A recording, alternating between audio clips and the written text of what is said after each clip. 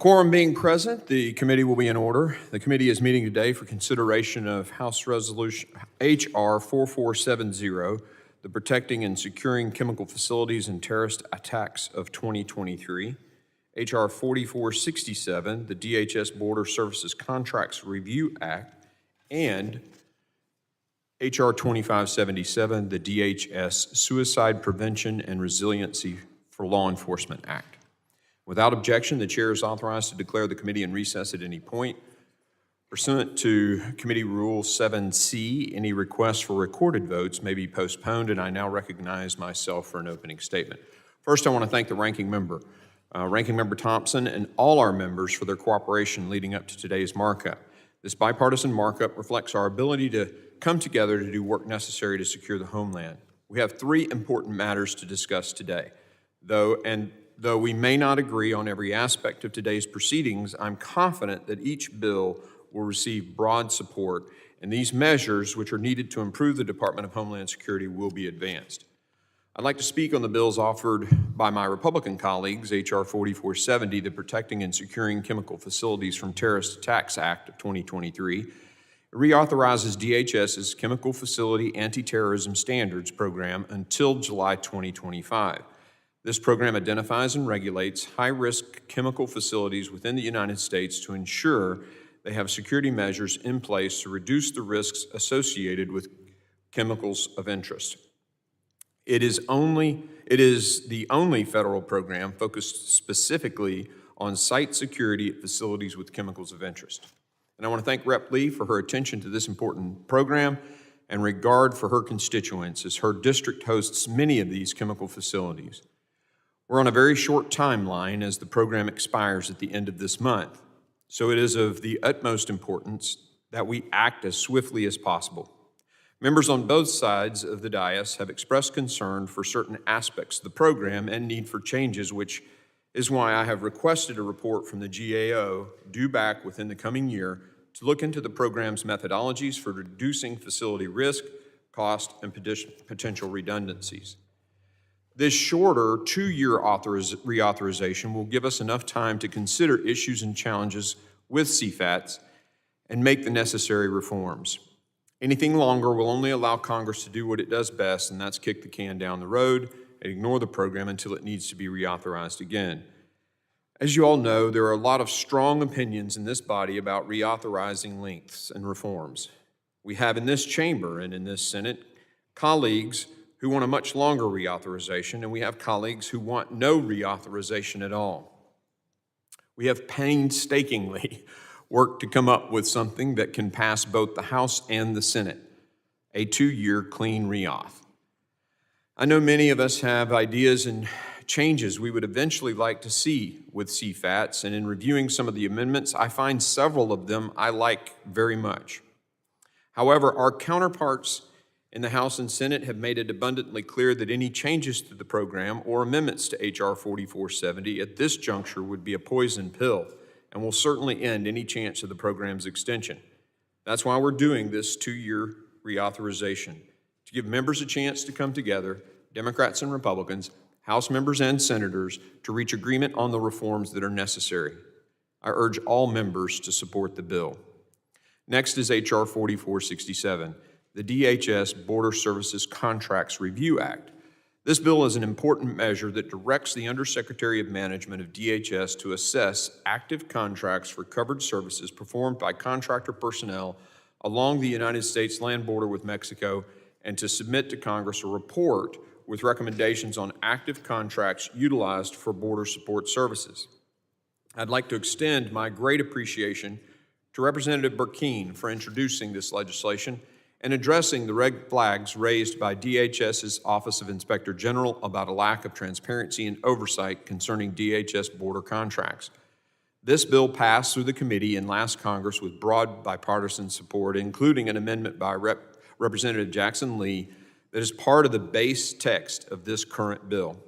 I strongly encourage all members to support this legislation, as it will bring additional accountability to DHS. Lastly, I am very happy to support another bipartisan measure today, H.R. 2577, the DHS Suicide Prevention and Resiliency for Law Enforcement Act. This bill amends the Homeland Security Act of 2002 to establish the Law Enforcement Mental Health and Wellness Program. Ranking Member Thompson introduced this as an amendment to the border bill for our markup in April. While we did not include it in that bill, I told the ranking member at that time that I committed to working with him on it and to get it back in front of this committee.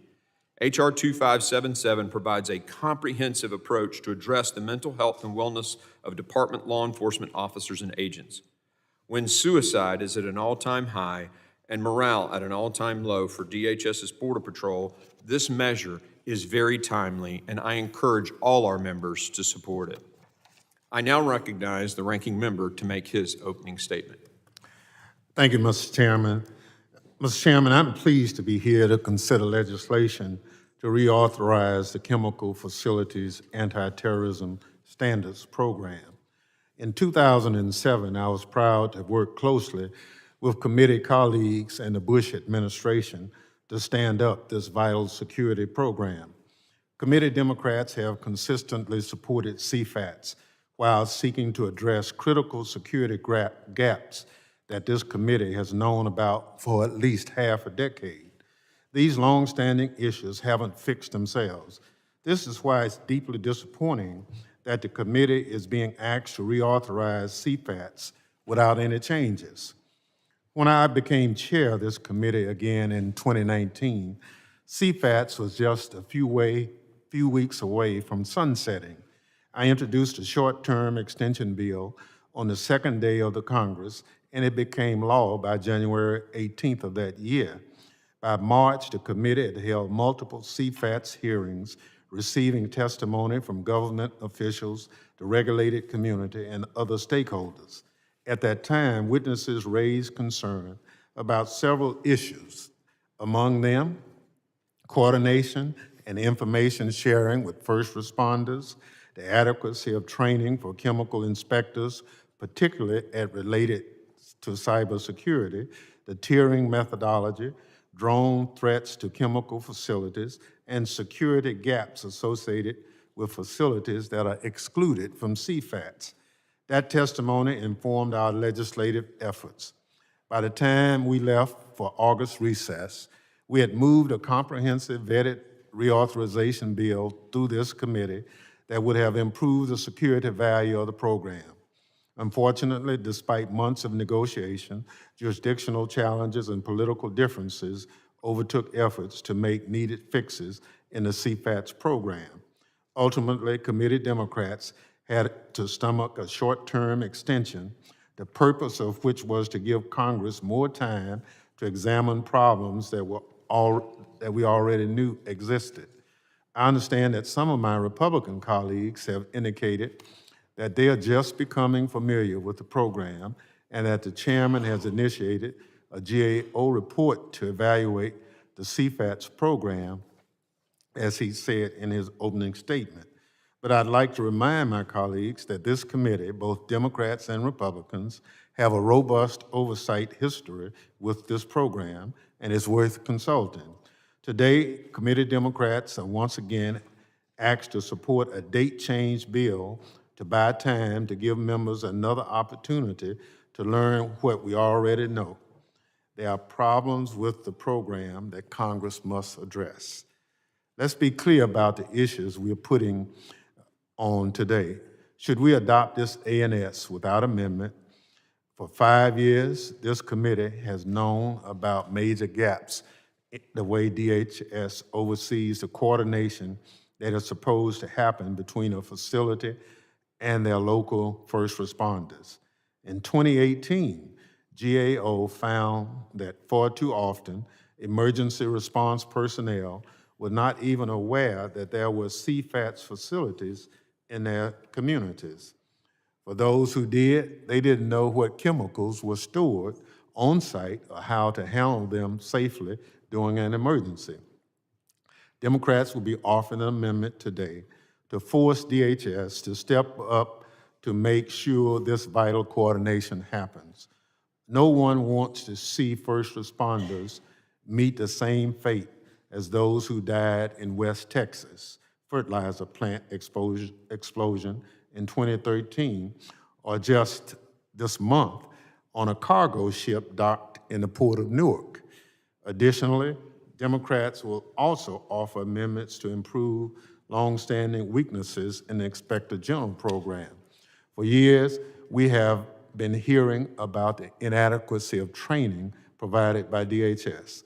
In our May roundtable, members again heard how inspectors are not getting the training they need to carry out inspections effectively, particularly with respect to cybersecurity, where threats and adversary tactics are dynamic. Congress must put CFATs in a position to keep pace with the rapid rise in cyber attacks on critical infrastructure. I know there's some concern about adopting amendments. It will complicate the reauthorization process. I would note that the amendments that Democrats plan to offer today do not mandate major program reforms. Instead, these modest amendments are aimed at refining the underlying statutes to address program challenges Congress has been aware of for over 5 years without placing new burdens on chemical facilities. I look forward to debate on our amendments, and I'm hopeful we can work across the aisle, as we've done in the past, to bolster the security of chemical plants across the nation. Additionally, I'm pleased that Chairman Green worked with me to advance legislation I introduced with Mr. Garbarino to establish a department-wide mental health program for law enforcement will be considered today. This bill is critical since in 2022, U.S. Customs and Border Protection reported 15 suicides within its ranks, the most since 2007. It'll also help federal air marshals at TSA.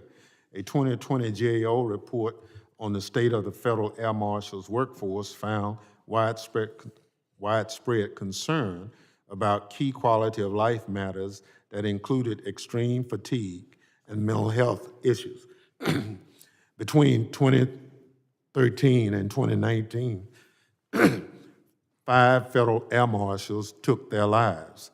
The law enforcement community overwhelmingly supports this bill with endorsements from the National Treasury Employees Union, National Border Patrol Council, Blue Help, Concerns of Police Survivors, and the Federal Law Enforcement Officers Association.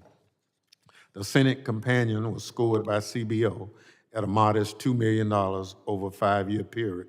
I hope we can come together in a bipartisan way to ensure that life-saving resources are available to the men and women protecting the homeland. Finally, I'm pleased to support legislation that Mr. Brecken has introduced to foster greater accountability regarding the millions of dollars spent by DHS on border support contract.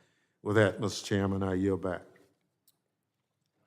Thank you, Ranking Member Thompson. Other members of the committee are reminded that opening statements may be submitted for the record and without objection, and by agreement between the chair and ranking member, the committee shall use an amendment roster today. Mr. Chairman, reserving the right to object, and I will not object, would the chair please explain the agreement regarding the amendment roster? I yield to the chairman. I thank the gentleman and all committee members for agreeing to use an amendment roster. We have agreed that the bills be open to amendment at any point and that we will take up amendments in the order listed on the roster. The chair will allow members to offer amendments listed on the roster out of order to the extent practicable and in a manner not prohibited by the House or committee rules. Amendments not listed on the roster may be considered at the conclusion of consideration of the roster. I thank the chair for this explanation and withdraw my reservation. Pursuant to notice, I now call up H.R. 4470. The bill was circulated in advance and printed copies are available. The clerk shall designate the bill. H.R. 4470, to extend the authorization of the Chemical Facility Anti-Terrorism Standards Program of the Department of Homeland Security. Without objection, the first reading of the bill is dispensed with and it's considered read and open to amendment at any point. I now recognize Ms. Lee for the purpose of offering an amendment in the nature of a substitute. The clerk will report the amendment in the nature of a substitute. Amendment in the nature of a substitute to H.R. 4470 offered by Ms. Lee. Strike all after the enacting clause and insert the following. Section 1, short title. This act may be cited as the Protecting and Securing Chemical Facilities from Terrorist Attacks. Without objection, the reading is dispensed with, and the amendment in the nature of a substitute shall be considered base text for purpose of further amendment. The gentlewoman from Florida is recognized for 5 minutes on her amendment. Thank you, Mr. Chairman. Today I speak in support of H.R. 4470, Protecting and Securing Chemical Facilities from Terrorist Attacks Act of 2023. The Chemical Facility Anti-Terrorism Standards, or CFATS program, identifies and regulates high-risk chemical facilities to ensure that they are protected from terrorist attacks. This program must be reauthorized before July 27th to ensure these terrorism standards can be maintained and in place to maintain our homeland security. CFATS is a unique regulatory program. Not only is it the single federal program focused exclusively on site security for facilities that have certain chemicals of interest, but it is also a regulatory program that is broadly supported by industry. Our Cybersecurity and Infrastructure Protection Subcommittee held a lengthy and productive briefing in May where we heard from representatives from CFATS regulated entities about why it is important that the program continue. Some of them wanted a longer-term reauthorization, and we also discussed potential reforms for the program. It was impactful to hear directly from these entities about their experiences with the program. Through this 2-year extension, this committee can enable regulated industries and entities to continue to invest in their site security with certainty, while also enabling this committee to thoroughly and thoughtfully evaluate potential reforms. I thank the chairman for the opportunity to speak on this bill, and I look forward to passing this bill out of committee and out of the House expeditiously prior to the July 27th expiration. Thank you, Mr. Chairman, and I yield back. The gentlelady yields. I'd like to recognize myself for making a few comments. I agree this is a critical piece of legislation that needs to be reauthorized. And I agree with the ranking member. There are a lot of things that I think we want to change. I looked at the amendments that the minority has proposed, and I like the vast majority of them. The challenge is that there are individuals on both in our House and on the other side of the building who have such divergent views about this program that the best way to save it and to eventually amend it is to go ahead with the clean reauth and get it to the Senate with a 2-year clean reauth. Why 2 years? Well, there are some people in the Senate and in the House who want the program to go away completely. They think it's not beneficial. They think it's excessive and duplicative. And in some small areas, I can even agree with that. For example, ATF regulates an industry in my district that makes claymore mines and other explosives for our military, as well as CFAT. So they basically are undergoing two inspections every year, and the duplicative nature of that makes it difficult for those guys, and it's unnecessary. I'd love to visit that with an amendment. Unfortunately, because of the people who are out there who want the program to go away, we have work to do. We have a lot of work to do to try to get this thing to a place where people understand its impact, and that's why we did the GAO study. And sending it to the other side of the building is going to be challenging unless it's one, clean, and two, the number of years we have, because we're really threading a needle here between two very divergent views on the other side of the building. So that's why this thing is in the state that it's in today, a clean reauth for 2 years so that we can study. And I will work with the ranking member to put together a little task force group that can come up with a great piece of legislation, and perhaps even if we can get it done in time, have it ready for when it's appropriate to reauthorize it again. We'll look at the GAO study, we'll look at this working group, and I've also spoken with the chairwoman of the Energy and Commerce Committee, because a lot of these facilities have jurisdiction under that committee.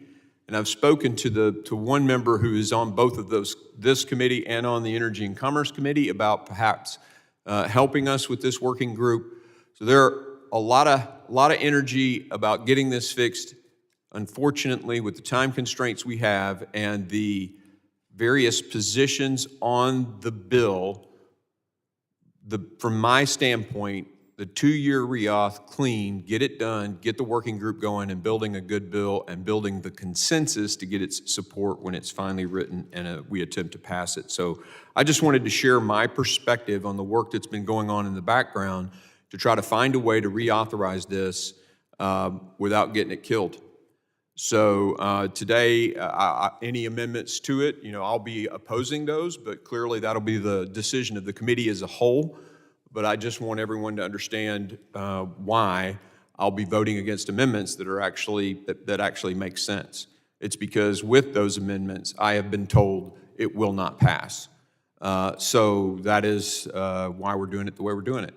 And with that, I recognize the ranking member for comments on the amendment. Well, thank you, Mr. Chairman, and I heard your comments, but let me just say that your work is to be commended, but it's like without discussion at all with the minority. I would say if this is the path you choose to pursue, I would want you to include if letters are being written or anything in consultation, that you just provide the committee for which our rules call for, that communication. And everything that you've said in your statement, we have no knowledge of. And I would hope that you honor the rules of the committee. It's not that we will disagree, but the courtesy of letting us know that we're going forward. But I want to push back on this notion that these amendments are poison pills. I'm afraid my Republican colleagues may be underselling our own leverage. There's no path forward for the Senate's 5-year clean extension bill, making this vehicle the only one in play. I have, in my history with CFATS and this committee, I've never known us to defer to the Senate and say, well, if they don't agree with us, we, for whatever reason, shouldn't go forward. We are a separate body, and at some point, if there's a difference, then we negotiate the difference. But under no circumstances should we just acquiesce without taking affirmative steps in what some of us consider the right direction. Moreover, these amendments we will be offering today were chosen specifically for the fact that they are narrow, modest measures that will not create new obligations or disturb operations, but still pack a big punch toward solving long-standing issues. Nearly all of these measures, Mr. Chairman, have been passed by this committee and reflect bipartisan consensus from past hearings, past oversight letters, and past Congresses. Historically, Republicans and Democrats have agreed on things like properly training CFATS inspectors, coordinating with first responders. A lot of us represent areas where those first responders are volunteers. And it's unfortunate that those individuals get out of their bed at night to fight whatever the challenge is. But if we can provide them with a measure of security by letting them know what they're about to undertake, I think we're better positioned to do that. I mentioned the West Texas situation where we had volunteer firemen who thought they were going to just a fire, and it ended up ammonium nitrate was stored in the facility, and we had volunteer firemen who lost their life. Well, a robust adoption of one of these amendments will say that we will provide the necessary inspection so that those volunteer firemen who are going to perform that public service will actually know what they're going to. I talked about what happened in Newark at the cargo fire. It's unfortunate that 2 people lost their lives, but if there's more information that an inspection could provide those first responders. We desperately need to do that. We do not have to choose between reauthorizing CFATs or adopting these modest measures that will make the American people no more secure. We can do both today. What's more, if we don't, we'll be right back here 2 years forced into the same corner. Don't take my words for it. Let's take Senator Johnson on the Senate side. Here's what he said in 2018 when he was forced to accept a short-term extension after House Republicans failed to act. And I quote, the House is claiming they cannot possibly consider reforms because there's simply not enough time, because they haven't done any oversight, because they didn't mark up a bill in this Congress. The House Committee on Homeland Security has had years to act. Now I'm being threatened with a false choice: reauthorize the program without reforms or let it die. Today we have the opportunity to act. Let's not squander that. Mr. Chairman, you talked about asking GAO to do another study. I have 15 studies that GAO has already done on the CFATS program, and I'd like to enter those 15 studies into the record. With no objection, we'll enter those into the record. Thank you. And with that, I yield back. Gentleman yields. One quick point. You know, we don't have to wait 2 years, but we do have a deadline on the 27th of July. So we can absolutely get this thing going, get it clean. The Senate will do it this way. If we come to our agreement in 6 months, we can reauthorize for 5 years with the changes we implement. It's just between now and the 27th, getting it passed on the floor of the House, committee in the Senate, floor of the Senate. We need a vehicle that can make that happen quickly. And I've been given guarantees that that with a clean reauthorization, 2 years we can get that done. So this is a plan to keep it alive. Mr. Chairman, just so we can. Yeah, sure. So we can come back, but the Senate has to agree to it. No, that's true. That's right. We got to sell it. You're right. We'll have to sell it, just like we'd have to sell the amendments we stick on it today. Absolutely. But we would just be under a timeline today. Are there any other members who want to make a comment on the amendment in the form of a substitute? Okay, seeing none, we'll move to the First Amendment, and it is now in order to consider amendment. Oh, wait. Before we continue, I'd like to insert for the record a letter from the Institute of Makers of Explosives recommending changes to the CFATS program, which will help guide us as we continue to look at reforms together. Without objection, so ordered. It's now in order to consider Amendment 080 to the amendment in the nature of a substitute offered by Mr. Pfluger on the roster. The clerk will report the amendment. Amendment to the amendment in the nature of a substitute to H.R. 4470 offered by Mr. Without objection, the reading is dispensed with. The gentleman is recognized for 5 minutes on his amendment.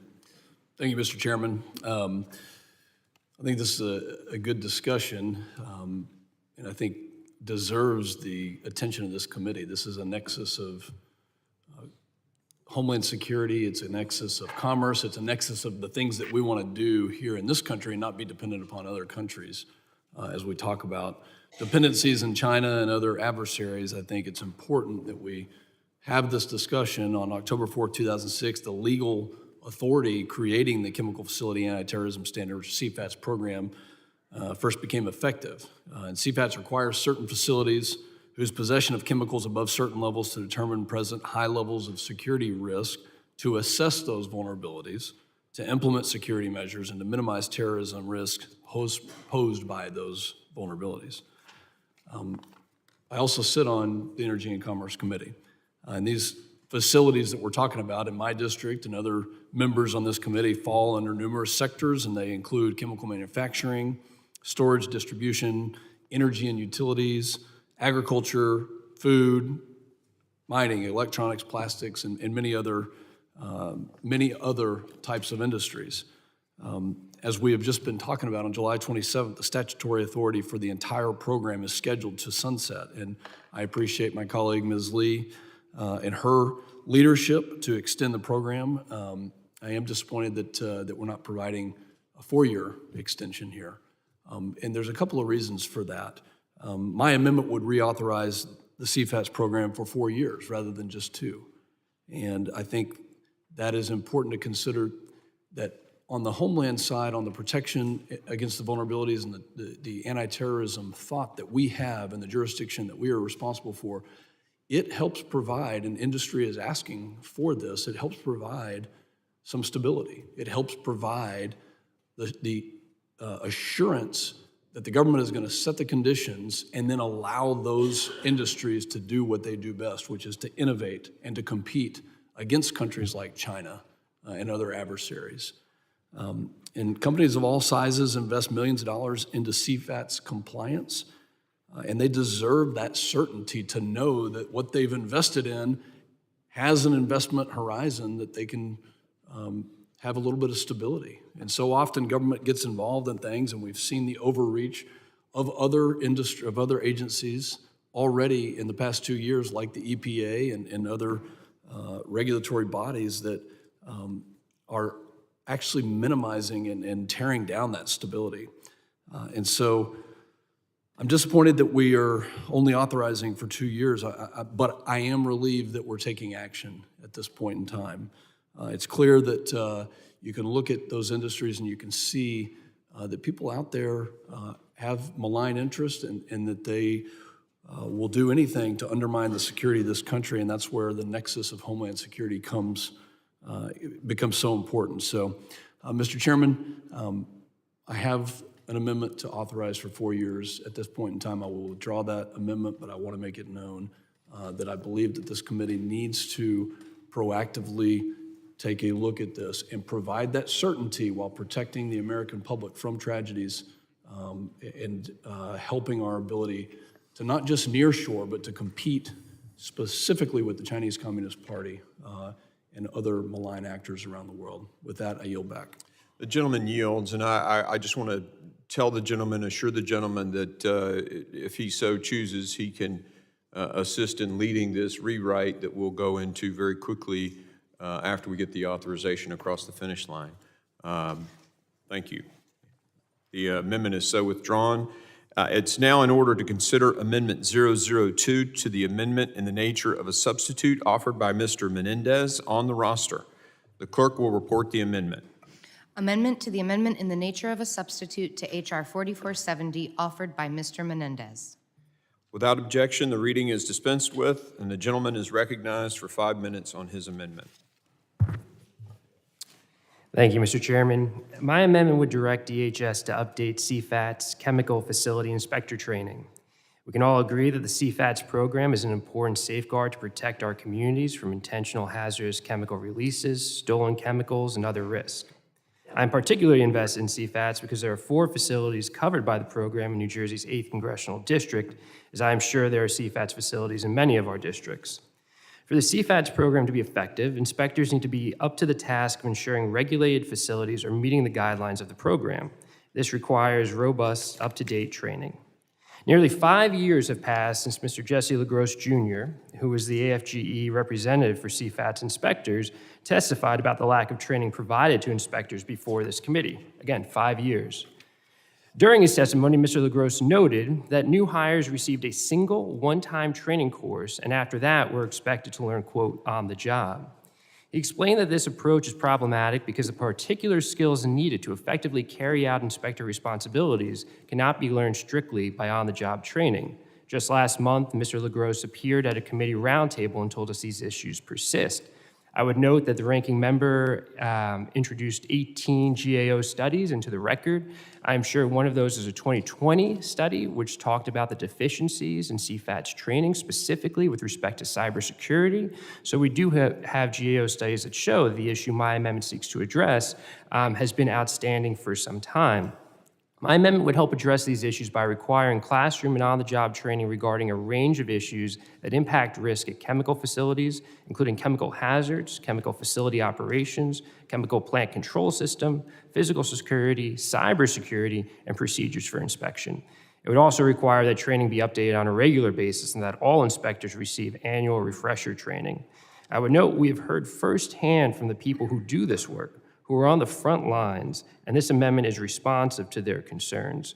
I urge my colleagues to join me in supporting this amendment to help our chemical facility inspectors do the best job they can keeping our communities and our country safe.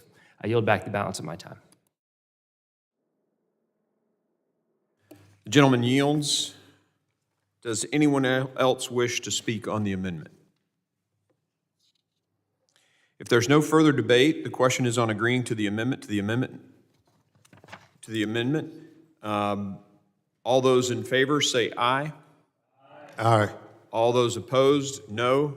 No. In the opinion of the chairs, Mr. Chairman, on that, I ask for a recorded vote. a recorded vote has been requested. Vote pursuant to Committee Rules 7C. Further proceedings on the vote will be rolled to the end, and we'll try to do all votes today at the end, just because I know everybody is incredibly busy. So we're now going to, is now in order to consider Amendment 001 to the amendment in the nature of a substitute offered by Mr. Swalwell on the roster. The clerk will report the amendment. Amendment to the amendment in the nature of a substitute to H.R. 4470 offered by Mr. Swalwell. Without objection, the reading is dispensed with, and the gentleman is recognized for 5 minutes on his amendment. Thank you, Chairman. I also appreciate the chair of the subcommittee, Chair Garbarino, holding a subcommittee hearing on this topic. I think it was helpful in informing us on what needs we have for reauthorization. My amendment would ensure that the CFATS program continually evolves to stay ahead of the threat environment, specifically the rapid rise in cyber threats. Although CFATS does not reference cybersecurity in its regulation and guidance, the program has historically been focused on physical threats. But the threat landscape has grown more dispersed and bad actors are more sophisticated since the program was first established in 2007. Today, critical infrastructure in all sectors are being battered by ransomware and other cyber attacks, often by sophisticated foreign adversaries and highly skilled cyber criminals. This happened in the public safety sector in my own district over the weekend. The chemical sector is no exception. Cybersecurity is a fundamental layer of overall security for chemical facilities. Unfortunately, cybersecurity is only one of 18 risk-based performance standards that chemical facilities must adhere to. The other 17 all relate to physical security. Furthermore, the CFATS program cybersecurity guidance is woefully outdated. In 2020, GAO found that it hadn't been updated in a decade. At the time, CISA officials said they did not have a process to routinely review their cybersecurity guidance to chemical facilities to ensure that it keeps pace with current threats and technological advancements. As the nation's cyber risk advisor, CISA can do better and it must do better. To that end, my amendment would require CISA to review whether the CFATS program's cybersecurity standards measure up to the broader cybersecurity performance goals, also known as CPGs, that CISA issued last year. These performance goals were developed in coordination with NIST as a part of a broader President Biden administration initiative to secure industrial control systems and improve cybersecurity across all sectors. My amendment will keep and ensure that this chemical security program keeps pace with the evolving threat landscape well into the future. I hope my colleagues can support it. I yield back. The gentleman yields. Is there anyone else who wishes to speak on the amendment? The gentlelady from Florida is recognized. Thank you, Mr. Chairman. I'd like to just begin by noting that I share our colleague, Mr. Swalwell's concern about cybersecurity and ensuring that this program incorporates those standards so that it's exactly correct that we have an evolving threat landscape that we must continue to address that will necessitate evolving standards within this program. It would just have this to say, which is I agree, as stated by the chairman, that many of these amendments I think are productive and are subjects that we would look forward to working across the aisle to develop the right standards going forward. Today, I will not support this amendment because of the impending deadline. So it is a question not of substance but of procedure that we hope to move this clean reauthorization today and then collaborate together to identify the best standards and practices to incorporate to reach that evolving threat landscape as we go forward. Thank you, Mr. Chairman. I yield back. Gentlelady yields. Does anyone else wish to speak on the amendment? If there's no further debate, the question is on agreeing to the amendment in the nature of a substitute offered by Mr. Swalwell. All those in favor say aye. Aye. All those opposed, no. No. In the opinion of the chair, the noes have it. Roll call vote, please, Mr. Chair. A roll call vote has been requested, and pursuant to Committee Rule 7C, further proceedings in the question is postponed. It is now in order to consider Amendment 010 to the amendment in the nature of a substitute offered by Mr. Swalwell on the roster. The clerk will report the amendment. Amendment to the amendment in the nature of a substitute to H.R. 4470 offered by Mr. Swalwell. Without objection, the reading is dispensed with, and the gentleman is recognized for 5 minutes on his amendment. Thank you, Mr. Chairman. Also thank my colleague, Ms. Lee, for her guidance. I think we're in alignment here on what we have to do and look forward to a productive way of seeing that through. This amendment, Mr. Chair, would direct DHS to make much-needed improvements to the cybersecurity training provided to CFATS inspectors. In the current dynamic threat environment, we need a cadre of well-equipped, well-trained chemical security inspectors to ensure that the program is effective. When a CFATS inspector is on site at a chemical plant, they must be able to assess whether that facility is in compliance with every single one of the security measures under its plan. Some security controls, like guards and gates, are easier to spot than an unpatched software vulnerability or an inadequate cyber incident response plan.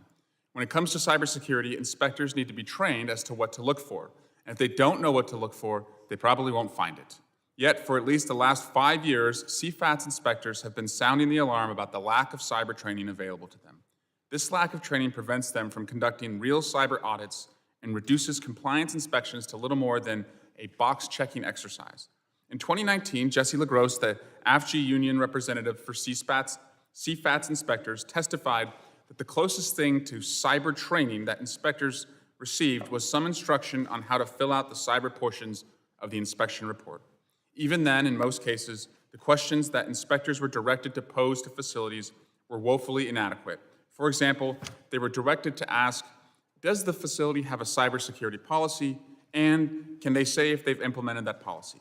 These surface-level questions reveal nothing about a facility's cyber posture and should give us no confidence that these high-risk facilities are doing what it needs to be done to prevent cyber criminals from taking over their infrastructure. In 2020, GAO validated the inspectors' complaints about the lack of cyber training and said that DHS should do more to understand if its training programs are working.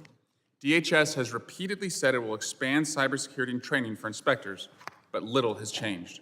In May, at the hearing that Chairman Garbarino held, Mr. LaGrosse told this committee that the only improvement DHS made to its chemical inspector training program is a 3-session workshop in 2020, and even that course repeated information from a free online course inspectors had taken previously. My amendment would mandate training on cybersecurity and all aspects of the risk-based performance standards. This language is not new. In fact, it was passed out of the committee in 2019 when we last moved a CFATS reauthorization bill. It wasn't controversial then. I hope it's not controversial now. I urge my colleagues to support this needed amendment and yield back. Gentleman yields. Does anyone else wish to speak on the amendment?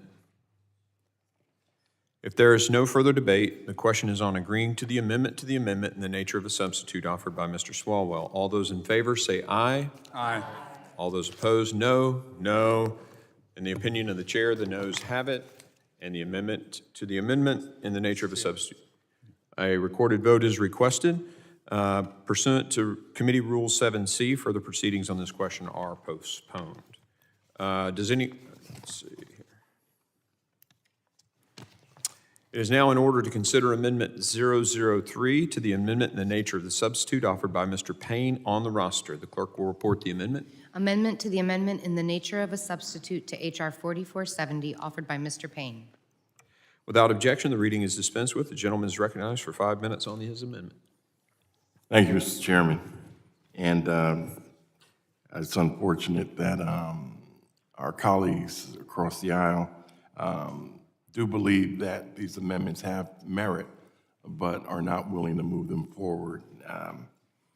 This committee is probably, should be the most bipartisan committee in the Congress. We all want the safety of the homeland to be intact. But, Mr. Chairman, I thank you for the opportunity. My amendment would strengthen coordination between CFAP's facilities and local first responders by refining existing law to match congressional intent. CFAP's facilities are, by definition, our nation's highest risk facilities. Responding to an emergency at any chemical facility is dangerous, but the stakes are so much higher at a CFAS facility as they hold quantities of dangerous chemicals sufficient to turn the plant into a weapon of mass destruction, severely impacting first responders and the communities they protect. Unfortunately, the way things work today, facilities can comply with their regulatory obligation to coordinate with local responders by simply having a plan and a light paper trail to point to every few years when an inspector comes around. In 2018, GAO found that despite the provision in the law, many first responders in communities with CFAP facilities reported that they were not contacted by operators, did not know what chemicals were stored on site, and in some cases did not even know there were a high-risk CFAPS facility in their district. All first responders with CFAP facilities in their district should know the layout of the facility, what chemicals are stored on site, have some training on how to safely handle them, and the entity of the security officer at the facility, ideally with regular engagement regarding planning and exercising emergency response scenarios. Giving first responders critical information for any major risk to their community, whether it be a freight rail car traveling through Ohio or a CFAS facility in Texas, should be the bare minimum of what we can do to ensure safety and well-being of the first responders themselves and the communities they serve. Unfortunately, these practices are not being done today. My amendment places the burden on DHS to make sure that first responders have the information they need to successfully respond to these emergencies. First responders, first it mandates that DHS disapprove any site security plan that does not specifically identify the local emergency manager and include a policy to contact that emergency manager at least annually regarding the facility's emergency preparedness plan. Second, it requires DHS to audit compliance with this policy annually. These measures won't solve the problem entirely, but they are a step in the right direction and one that is long overdue. I urge my colleagues to support my common sense amendment and help get our first responders the information they need to protect our communities. And with that, Mr. Chairman, I yield back. The gentleman yields. Does anyone else wish to speak on the amendment? Mr. Chairman. The gentleman from Florida is recognized. Thank you, Mr. Chairman. And, looking at the intent of the amendment, I think it's an excellent step in the right direction. I'm a former firefighter. Actually, from what I hear from the IFF, I'm the only career firefighter ever elected to Congress. So I understand the importance of notifying first responders of potential dangers in their area. Some fire departments do this pre-planning better than others, but we need to try to get as much information to all the first responders of what danger lies in the area. However, I'll be voting against it because I will be following your lead, Mr. Chairman, in that I also believe that never let perfect be the enemy of good. We do need to look at this program and make the changes that are necessary, but listening to your comments that if we pass a non-clean extension, reauthorization, this may not even pass at all. And so I believe we need to keep what we have and then work to make it better. And so I'll be following your guidance. Thank you. Mr. Chairman, Yes. can I ask the gentleman a question? Does the gentleman yield? He still has. Yes, does the gentleman yield? Sure. Being what you mentioned in your career, would you like to go into a situation where you didn't know what you're up against in terms of fighting fire? Firefighters never want to do that, but firefighters do that all the time because it's almost impossible to know what's exactly in every single structure that you go in. I do believe that your amendment is a good amendment, but again, I will be following the chairman's lead on this, that if we put amendments on this reauthorization, it may not pass at all. And so I'd like to see the authorization go through, but also I believe and trust that our chairman will be working to put the changes in this reauthorization in this bill that need to happen in the future to protect firefighters or first responders. Well, thank you, and let me just say that I agree with you with respect that they enter a lot of situations where they don't know what they're up against, but if they could know, I think it's a better situation for them. And with that, I'll yield back. The gentleman yields, and I may ask if the gentleman would yield a little bit of time to me, and I just want to assure the committee of a commitment to get, you know, I mentioned at the beginning and entered into the record changes that I want to this legislation about for the explosives guys in my district, but we have a deadline of the 27th. And I know, and I don't mean to be petty here, but it's been mentioned that these problems have been known for 5 years. Well, 4 of those 5 years, the other side of the aisle was in charge of the committee. So, I mean, I get it. We got to make changes to it. You have a commitment to me that if we pass this thing, we will put a group together. I'll send a letter, you know, this week to the ranking member to ask for his members to that working group, and we will then go and sell it to the people we have to sell it to and get this done. I'm committed to that, but I checked. I ran every one of these amendments past the people in the Senate last night and was again told a big H no. So, you know, let's get this thing stable and then we can work on it. That's just my perspective, and I do appreciate the thoughtful amendments. You know, Mr. Menendez's amendment's a great amendment. I mean, these are good changes that have to happen, but we have to sell them. And we can't do that between now and the 27th of July.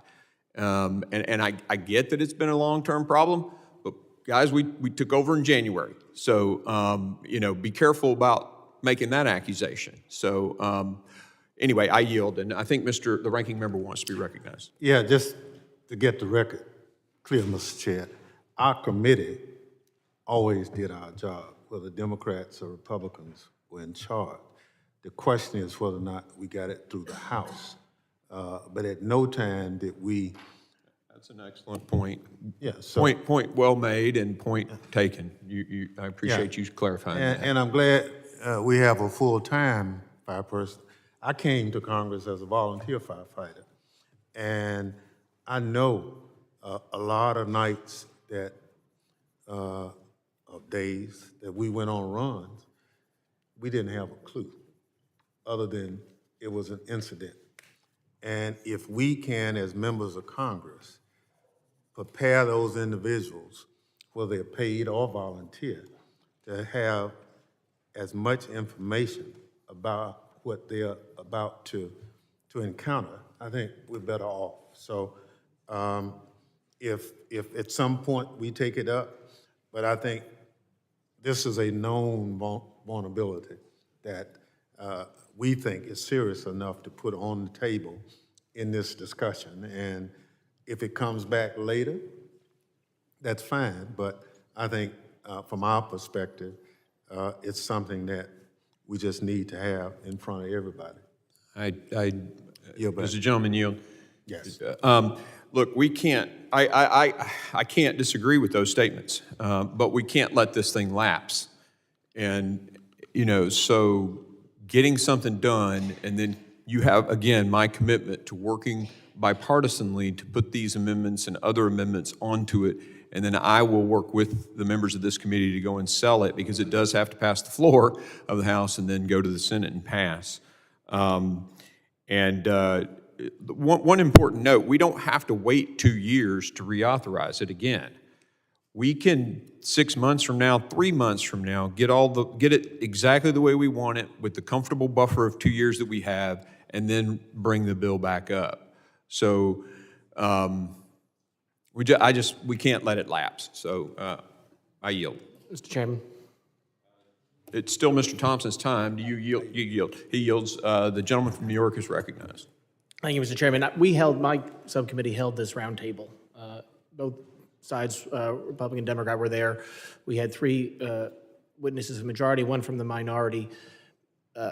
I understand a lot of these amendments have great intent, and they are born out of something, but every witness, both the Republican and the Democrat witnesses, majority and minority witnesses, testified that the worst thing that could happen is that this is not reauthorized.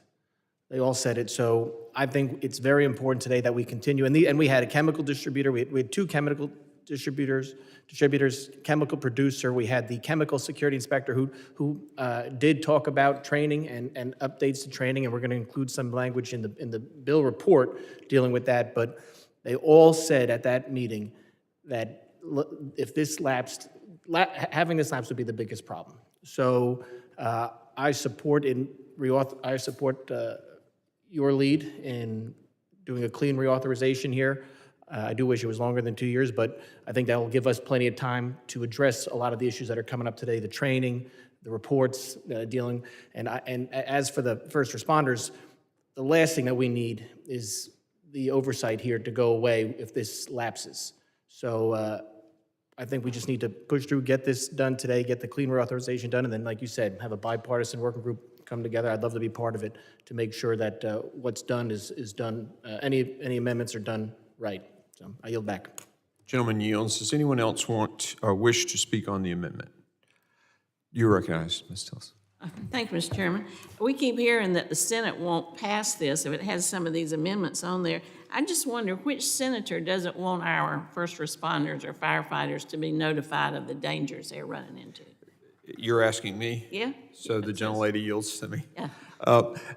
So in the negotiations between the chair and the ranking member, their differences of opinion are so stark that I want to be careful and respect both of the conversations that I had in their offices. But it turned out that the one thing we could get done by the 27th is the 2-year reauth and clean. And so that's what we opted to do, and they both agreed with, so Senator Peters and Senator Paul. So we just need a Mary in there, and then it'd be. So. Okay, thank you. Yep. Just for the record, whatever that conversation, it didn't involve the ranking member of this committee. So, again, Mr. Chair, in the interest of making this work. Yeah, you've made that point, Mr. Ranking Member, and I will make that happen next time. Is there anyone else who wishes to talk on the amendment? If there's no further debate, the question is on agreeing to the amendment in the nature of a substitute offered by Mr. Payne. All those in favor say aye. Aye. All those opposed, no. No. In the opinion of the chairs, the noes have it. A recorded vote is requested pursuant to Committee Rule 7C. Further proceedings on the question is postponed. It is now in order to consider Amendment 004 to the amendment in the nature of a substitute offered by Mr. Magaziner on the roster. The clerk will report the amendment. Amendment to the amendment in the nature of a substitute to H.R. 4470 offered by Mr. Magaziner. Without objection, the reading is dispensed with. The gentleman is recognized for 5 minutes on his amendment. Thank you, Chairman. And given the conversation that just occurred, I'll be brief. My amendment also is focused on making sure that first responders, and particularly firefighters, have the information that they need to do their jobs effectively when they are called in to address a fire at a chemical facility. So I want to thank the chairman and Representative Lee for reintroducing the chemical facilities from terrorist attacks, securing chemical facilities from terrorist attacks Act. Of course, it's something that we all support, but I'm glad to hear that we also all support the principle that if local firefighters, municipal firefighters, are going to be asked to fight fires at these chemical facilities, they have a right to know what they're facing so that they can do their jobs effectively. And unfortunately, we have seen real-world consequences of people losing their lives because they were called in to fight fires at chemical facilities without knowing what was in there. Most notably in West Texas, several years ago, where a dozen firefighters lost their lives in a chemical explosion, and the subsequent investigation found that if they had known the exact nature of what was in there, that tragedy may have been avoided. So my amendment clarifies that DHS has a clear statutory obligation to provide first responders and other appropriate local officials with the information they need about CFAS facilities in their communities so that they can do their jobs as safely as possible. And if there is going to be a subsequent conversation about a follow-up piece of legislation to modernize this act, then I ask that this amendment be considered in relation to that as well. And with that, I'll yield back. The gentleman yields. Does anyone else wish to speak on the amendment? If no further debate, the question is on agreeing to the amendment in the nature of a substitute offered by Mr. Magaziner. All those in favor say aye.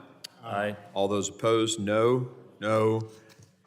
In the opinion of the chairs, the noes have it, and the amendment in the nature of a substitute, a recorded vote is requested pursuant to Committee Rule 7C. Further proceedings on this question are postponed. It is now in order to consider Amendment 005 to the amendment in the nature of a substitute offered by Ms. Jackson Lee on the roster. We'll roll that to the end of the amendment list. And we will now consider Amendment 006 to the amendment in the nature of a substitute offered by Ms. Clark on the roster.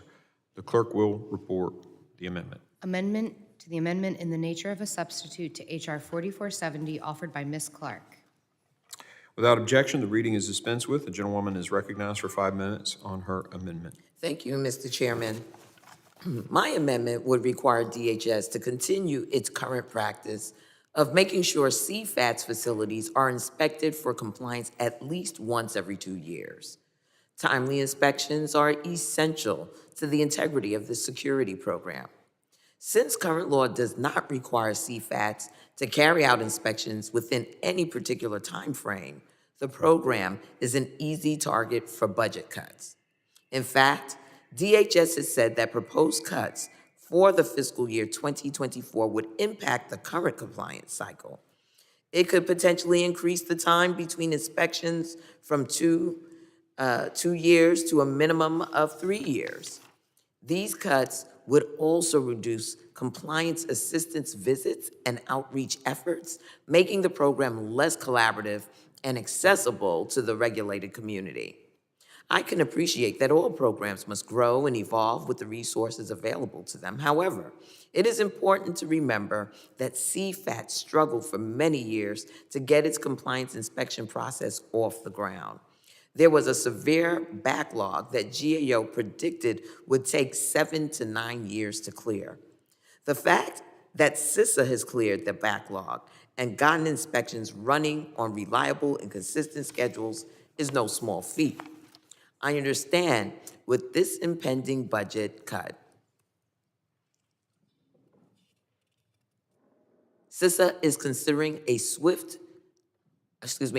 towards alternative inspection models like virtual technical consultations that began during the COVID-19 pandemic. There may be advantages to using these models, but again, we should proceed with caution. There's no substitute for an in-person physical inspection, and I would advise against short-sighted budget-cutting measures that undermine the effectiveness of this program. So please join me in supporting my amendment to ensure that our nation's highest-risk facilities are secure against a terrorist attack. With that, Mr. Chairman, I yield back. The gentlelady yields. Does anyone else wish to speak on the amendment? If there's no further debate, the question is on agreeing to the amendment in the nature of a substitute offered by Ms. Clark. All those in favor say aye. Aye. All those opposed, no. In the opinion of the chairs, the noes have it, and the amendment in the nature of a substitute is not agreed to. Chairman, on that, we ask for a recorded vote. A recorded vote is requested. Pursuant to Committee Rule 7C, further proceedings on this question are postponed. And I think since Ms. Jackson Lee is here, we'll go ahead and go back to that if there's no objection from the committee. It's now in order to consider Amendment 005 to the amendment in the nature of a substitute offered by Ms. Jackson Lee on the roster. The clerk will report the amendment. Amendment to the amendment in the nature of a substitute to H.R. 4470 offered by Ms. Jackson Lee. Without objection, the reading is dispensed with, and the gentlewoman is recognized for 5 minutes on her amendment. I thank the chairman, the ranking member, and Mr. Carter of Louisiana for their courtesies. Quickly, my amendment is intended to help first responders respond to a chemical facility attack in their communities. Mr. Chairman, for those of us with history, and I know that you have as well, this amendment has been voted, vetted, and approved, I believe, in previous sessions of this committee and this Congress. We know from GAO that DHS is not supporting the kind of robust information sharing and emergency response planning that Congress envisioned under this program. This programmatic shortcoming is more glaring in communities with large numbers of chemical plants, but there are also other urgent preparedness needs that warrant timely attention. To do just that, my amendment tasks DHS Science and Technology Directorate with conducting a 2-year study on ways to improve training and support to local emergency responders in areas with high concentration of CFAT facilities, which includes the Houston region and, as well, many parts of Texas and the Gulf region. The study would seek to create a picture of emergency response capacity in communities with high-risk chemical facilities across the country, and might I add, in Midwestern states as well, East Coast states as well, and frankly, in many other parts of the country. Studies show that these clusters of dangerous chemical facilities tend to be located in low-income communities and communities of color with higher rates of poverty and lower property values. The study would look at questions like, do fire, police, medical, and other response personnel in such communities have the necessary training to respond to a terrorist attack on a facility in their jurisdiction? Do such communities have protocols for evacuation, shelter, and community notifications in place? If so, are they informed by knowledge of chemical properties of materials stored at facilities within their communities? And are they tailored to address the potential implications of a release of other chemical incident on vulnerable citizens in nearby schools, hospitals, and nursing homes? Certainly, Homeland Security also includes some of the catastrophic accidents that we have seen. Are there differences in the level of preparedness for jurisdiction that rely on volunteers versus those that do not? And finally, what training, equipment, and support does DHS provide to such areas, and what more is needed? This amendment is a low-cost, high-impact measure that will help DHS target efforts to build capacity in areas that desperately need it, but it will help our hamlets, villages, counties, cities like Houston and the region around Houston, like the incident of a train derailment in the Midwest that shut down one city, Palestine, forever and ever and ever. And in fact, they're still dealing with it. Or West Texas, that had a massive explosion that no one could explain. It will do nothing to disturb or upend the CFATS program as it exists today. What's more, the study will be completed in 2 years, positioning it to inform the next CFATS reauthorization in 2025. I hope you'll join me in supporting this straightforward, low-cost response to this urgent, life-threatening problem. And I do join with the chairman of this committee, the ranking member of this committee, recognizing you, Mr. Green, but the ranking member of the full committee that has indicated that we have really worked on these amendments. These amendments are contributing to the strength of DHS, but contributing to CFAC's underlying reason why Homeland Security is involved in it. And that is, of course, because we have direct responsibility for securing the nation, but also we're also involved in issues of catastrophic proportion where first responders are involved. I ask unanimous consent to submitting to the record an article under USA Today. We don't seem to learn 10 years after tragic Texas chemical explosion, risk remains high. And I'd ask unanimous consent to include that in the record that indicated that the plant explosion triggered by 50 tons of fertilizer-grade ammonium nitrate carved a crater in the earth 75 feet across and 8 feet deep. If 15 people were killed, including 12 responders, but if it had been on a business day, a weekday, there was a school within eyes view of this, stone's throw of this, and it would have been, without mention, unspeakable. I ask my colleagues to support this amendment, and I yield back. Without objection, so ordered on the adding the document to the record, and the gentlelady yields. Would anyone else wish to speak on the amendment? Mr. Chairman. Mr. Higgins is As we come recognized. to the, thank you, Mr. Chairman. On the amendment. On the amendment, yep. As we come to the conclusion of discussing amendments that in one way or another reference in federal interaction with first responders at the local and state level, let me say that I encourage the spirit of that intent. However, in the interest of transparency and honesty, I'm going to be a voice of caution as we move forward after reauthorization, and in good faith, we discuss a bipartisan effort to agree to language and legislative address as the committee moves forward. Let me just say that in my previous service to my country as a police officer, I spent a lot of time with firemen. And in Louisiana, there's several excellent fire training academies. In Baton Rouge, the Fire and Emergency Training Academy is one of the best in the country. These guys know what they're doing, and we have to be careful as we push federal interaction into the daily lives and the training standards and certification standards of fire departments that are incredibly well, exhaustively trained already across the country. They do a real good job.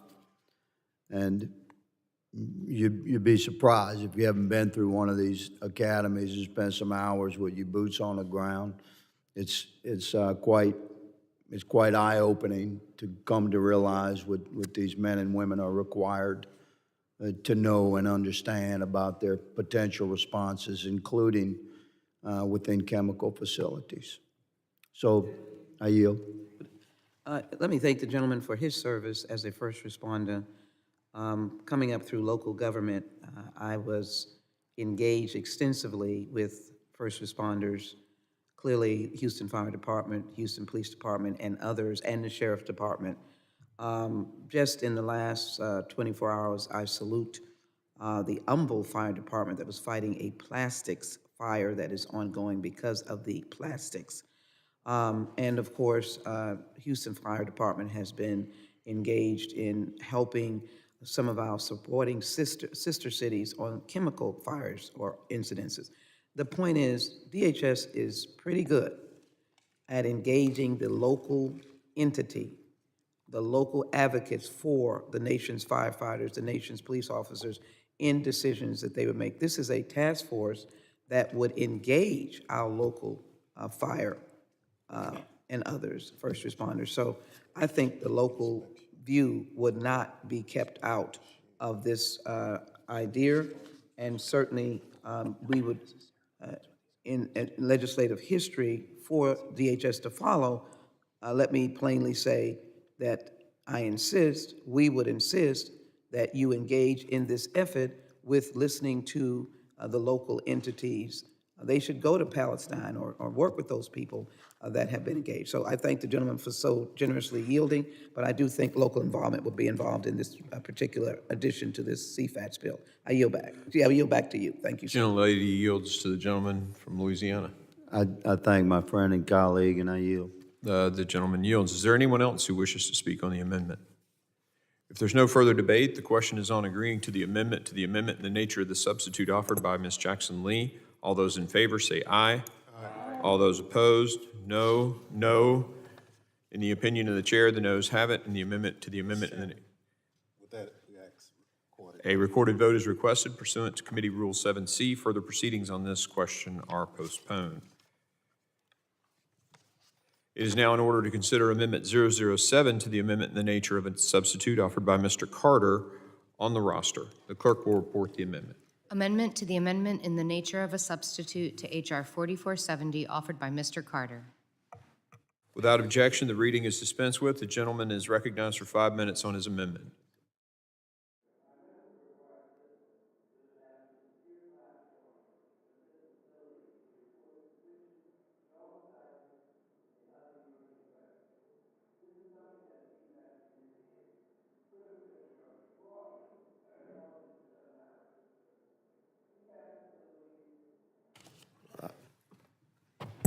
Did you hear the first part? I need to go back for the record? Yeah. Is it okay? Yeah, please. Okay.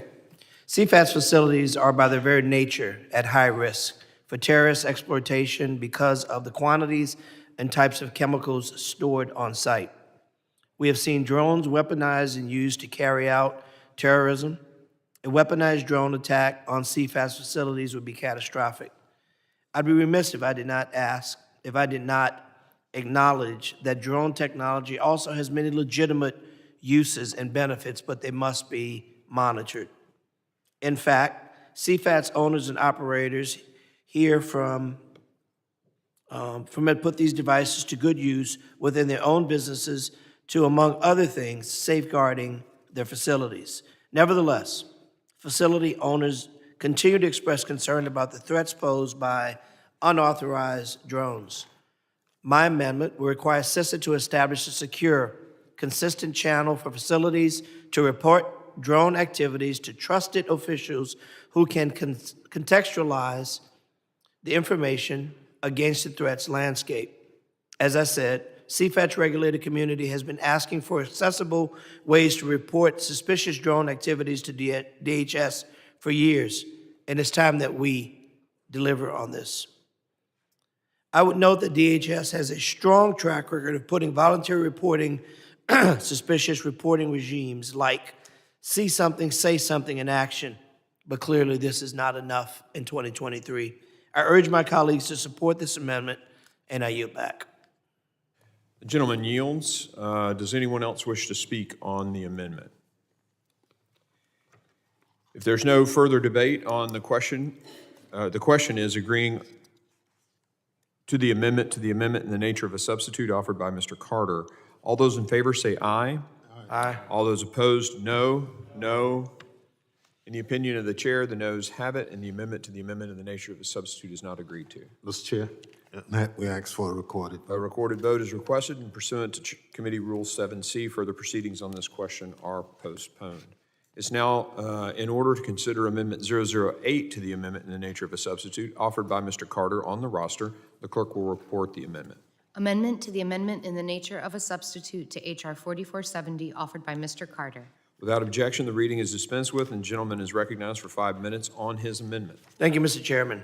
My amendment seeks to ensure that CISA accounts for the full range of health, safety, and economic consequences that would flow from a terrorist act on a chemical plant.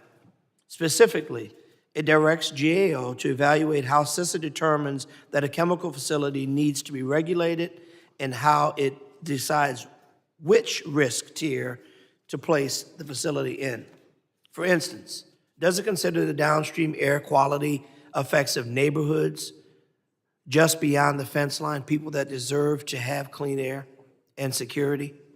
With more than 130 million Americans living in the shadows of dangerous chemical plants, many low-income areas that are home to communities of color, This is a long-standing concern that must be addressed.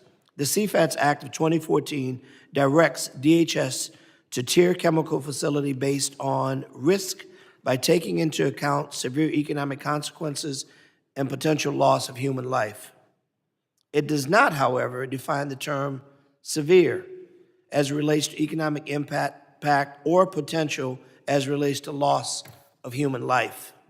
So when CISA assesses the potential loss of human life, does it consider death that occurs in the months or years after the incident when residents succumb to exposure-related concerns? Does it consider the potential that such an attack may occur in communities that already had heightened levels of respiratory disease resulting from years of compound chemical exposure?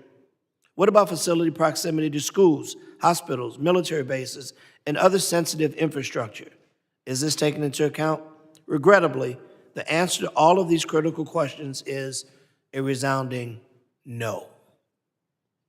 Current statutory language falls well short of what is needed to protect communities and our economy. For that matter, it also does not consider potential damage to local businesses in the event that a chemical release causes damage to nearby properties. My amendment would ask GAO, with evaluating whether the risk assessment methodology used in this program considers, 1, potential impact that a terrorist attack could have on air quality, 2, features of surrounding areas such as presence of other chemical facilities or chemical infrastructure, and 3, the full implication of an attack of fence-line communities. Members, my amendment is measured, it's reasonable, and it does not take massive change to the program to accomplish.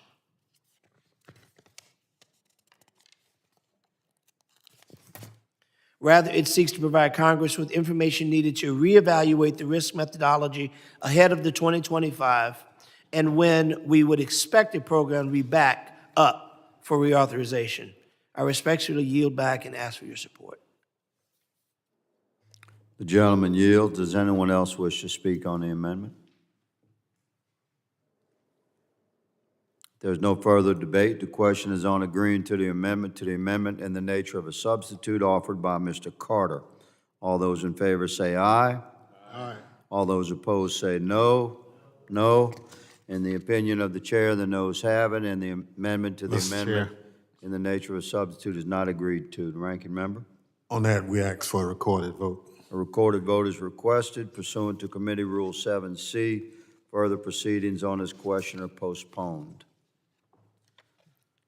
It's now in order to consider Amendment 9 to the amendment in the nature of a substitute offered by the ranking member, Mr. Thompson, on the roster. The clerk will report the amendment. Amendment to the amendment in the nature of a substitute to H.R. 4470 offered by Mr. Thompson. Without objection to reading is dispensed with. The gentleman is recognized for 5 minutes on his amendment. Thank you, Mr. Chairman. The CFATS Act of 2014 exempted following types of chemical facilities from the program: those regulated by the Maritime Transportation Security Act, public water and wastewater systems, facilities owned or operated by Department of Energy or Defense, and those regulated by the Nuclear Regulatory Commission. Some categories or facilities were exempted to avoid regulatory duplication, while others were exempted to overcome jurisdictional objections by other congressional committees. To get this act across the finish line, trade-offs had to be made. But nearly 10 years have passed, and there's evidence that these exemptions are counter to our shared security goals. In 2021, GAO issued a report that compared the CFATS regulatory program with chemical safety frameworks and other regimes used by exempted facilities. The report found that in most cases, water and wastewater facilities were not required to implement security measures commensurate to those levels of security risk, which may lead to potential security gaps. This is very troubling given that the water supply is known to be a target for malign actors, and according to Cyber Solarium Commission, water utilities remain, quote, largely ill-prepared to defend their networks from cyber-enabled disruption. Water infrastructure is critical to national security, economic stability, and public health and safety, but the sector, because it does not participate in CFATs, cannot access the cybersecurity and other support that CISA makes available to other at-risk chemical facilities under the program. We owe it to our constituents who live near or rely on such facilities to explore whether it's time to make changes to the exemption. My amendment would direct DHS to commission an independent third-party assessment of the Homeland Security implications of these exemptions. Wherever you fall on the questions of exemption, I hope you can agree that this study is the right thing to do. Enactment of my amendment will ensure that the committee has the information it needs when we reconvene in 2025 to reauthorize this program. I urge adoption of my timely amendment and yield back. The gentleman yields. Does anyone else wish to speak on the amendment? If there's no further debate, the question is on agreeing to the amendment in the nature of a substitute offered by Mr. Thompson. All those in favor say aye. Aye. All those opposed, no. No. In the opinion of the chairs, the noes have it, and the amendment in the nature of a substitute is not agreed to. Mr. Chair, on that amendment, I ask for a recorded vote. A recorded vote is requested, and pursuant to Committee Rule 7C, further proceedings on this question are postponed. There are no further amendments listed on the roster. Are there any other amendments to the amendment in the nature of a substitute? Hearing none, further consideration of this measure is postponed pursuant to committee rule.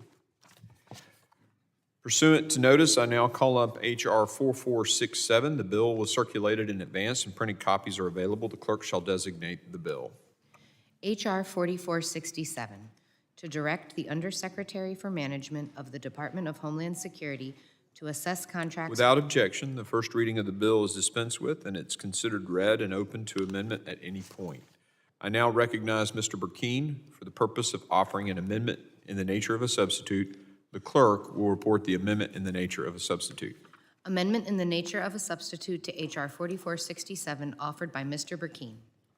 Without objection, the reading is dispensed with and the amendment in the nature of a substitute shall be considered base text for the purpose of further amendment. The gentleman from Oklahoma is recognized for 5 minutes on his amendment.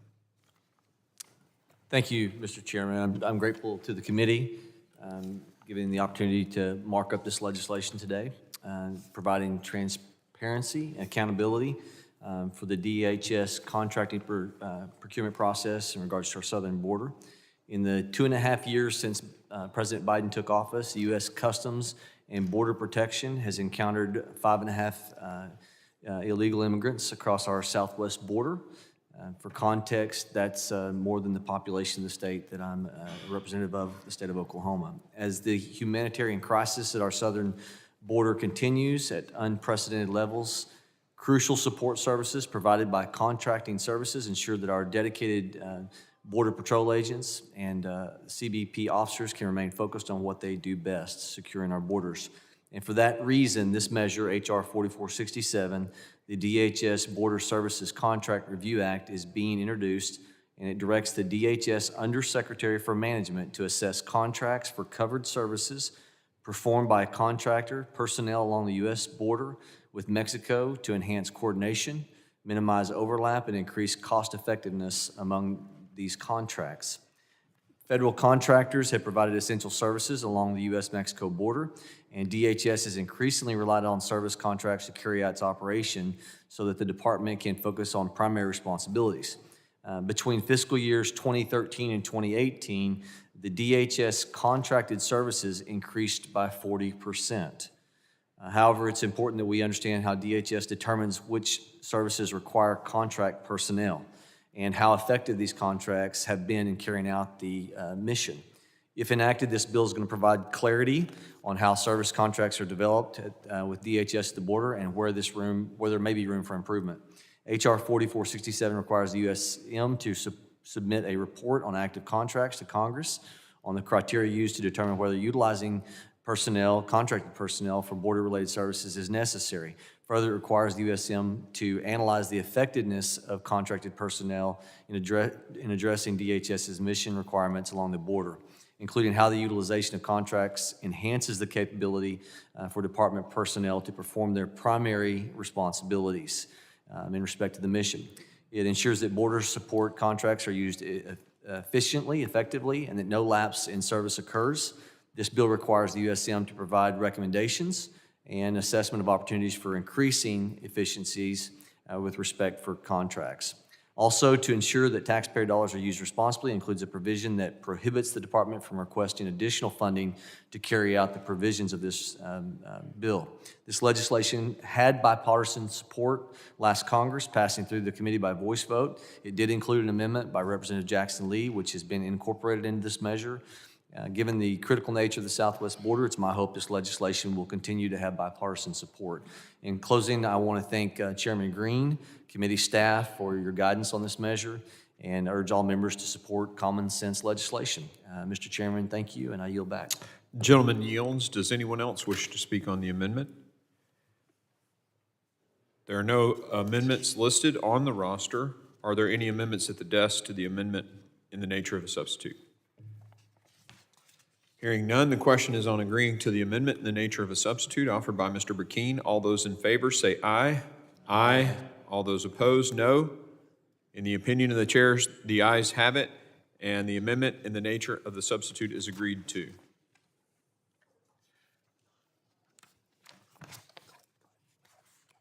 The question now occurs on reporting the bill H.R. 4467 as amended to the House with a favorable recommendation. All those in favor say aye. Aye. All those opposed say no. In the opinion of the chair, the ayes have it, and the motion is agreed to. Without objection, the motion to reconsider is laid on the table. Pursuant to notice, I now call up H.R. 2577. The bill was circulated in advance and printed copies are available. The clerk shall designate the bill. H.R. 2577, to amend the Homeland Security Act of 2002 to establish the law enforcement... Without objection, the first reading of the bill is dispensed with, and it is considered read and open to amendment at any point. I now recognize Mr. Thompson from Mississippi to speak on his bill. Thank you, Mr. Chairman. At the outset, I'd like to thank Chairman Green and his staff for working with me and my staff to prioritize consideration of H.R. 2577, the DHS Suicide Prevention and Resiliency for Law Enforcement Act. I introduced this legislation in April with the gentleman from New York, Mr. Garbarino, in response to a troubling increase in the rate of suicides among law enforcement officers and agents within the department. In 2022, U.S. Customs and Border Protection reported 15 suicides within its rank, the most since 2007. Within TSA, air marshals report significant mental exhaustion and stress, and between 2013 and 2019, 5 marshals took their lives. With a record number of officers and agents lost to suicide in recent years, DHS personnel needs to be able to access an enhanced mental health program without fear of being stigmatized or suffer career-wise issues. H.R. 2577 does just that.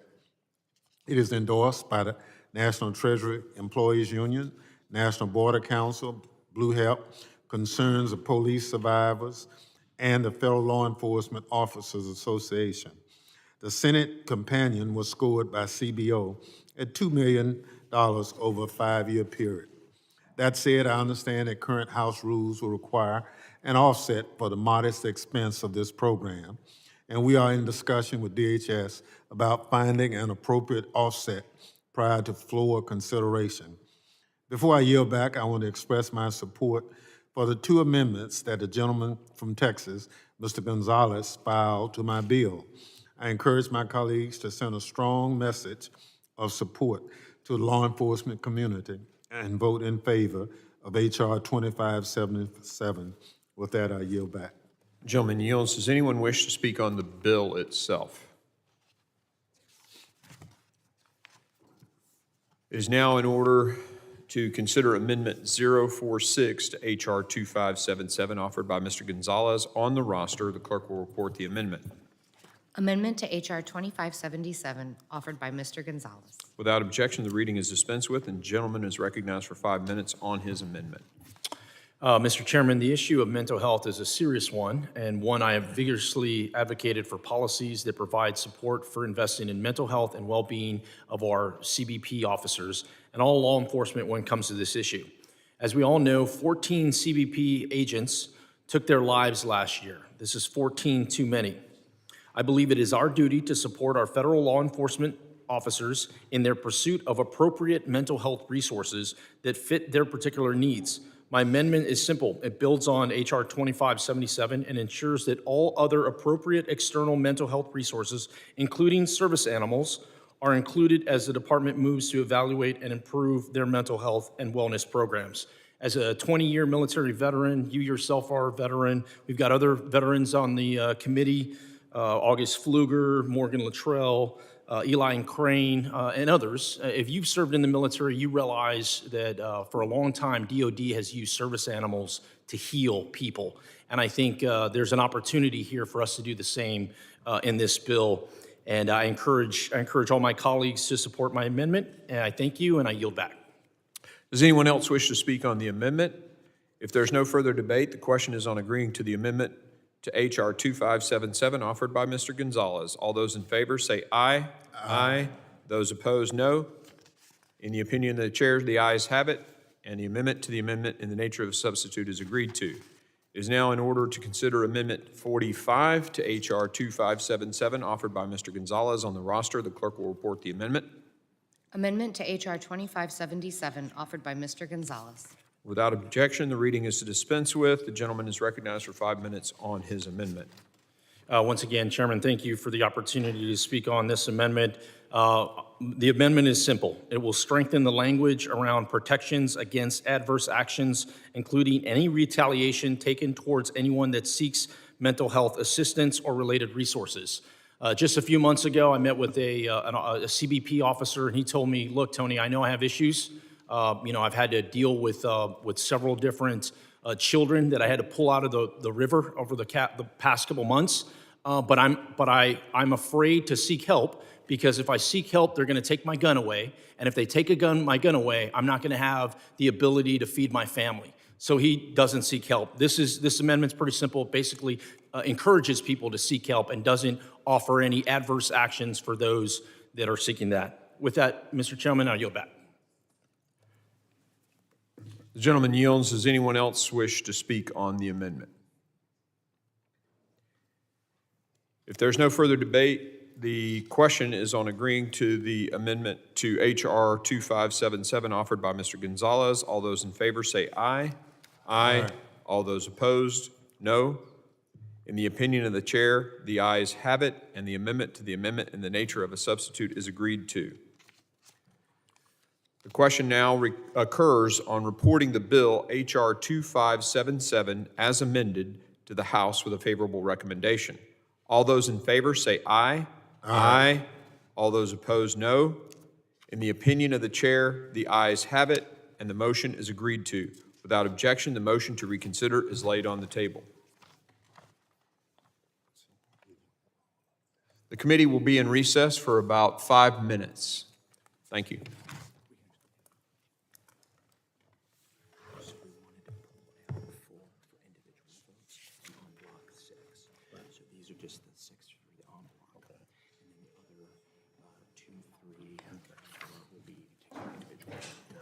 I need to do a pit stop, so. Plenty of time.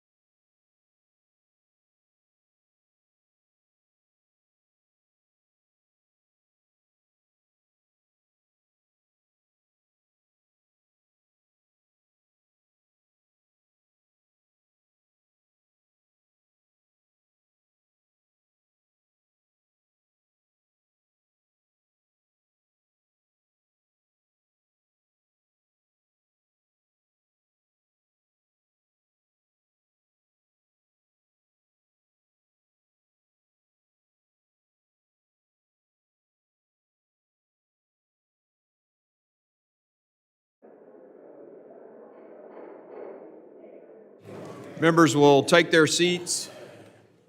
We'll get started.